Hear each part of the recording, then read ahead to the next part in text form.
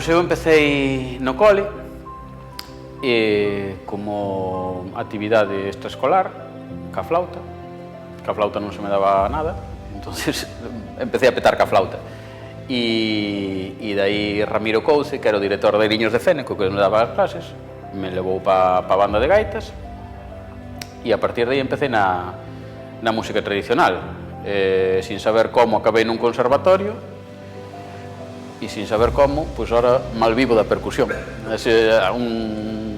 Algo lineal, rápido e básico de... Pois o vexo regular. Cando agora hai máis movimento, hai moitos máis medios, hai moita información, sinceramente, vexo que é un momento no que hai menos ideas e non quero xeralizar, pero como intérpretes me parece unha das peores épocas.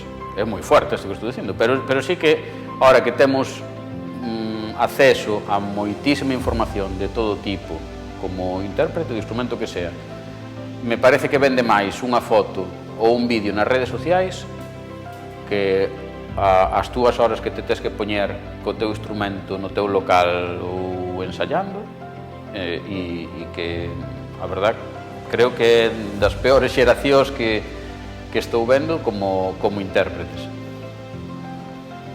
Pois menos mal que hai esas... porque tristemente, a día de hoxe, ainda a nosa música tradicional sigue estando fora dos planes de estudio, nos conservatorios é casi anecdótico, evidentemente existe gaita, pero sigue sin haber unhas programacións co resto de instrumentos, historia deses instrumentos e da música en xeral, xa non só da música tradicional, sino de toda a música galega. E, repito, menos mal que están as pequenas asociacións que é onde salen todos os intérpretes. Xa non só asociacións culturais ou asociacións de veciños, nas bandas de música. É dicir, hoxe en Galicia hai intérpretes por todo o mundo que salíron das bandas de música, por exemplo. Saliron desas pequenas asociacións, e menos mal.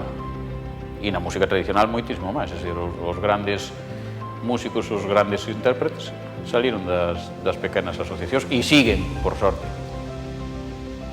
Pois como decía antes, menos mal que hai asociacións que siguen facendo estas cousas, porque a nivel oficial non existe. Por exemplo, na percusión, tristemente, nas programacións de percusión nos conservatorios, a percusión tradicional non existe.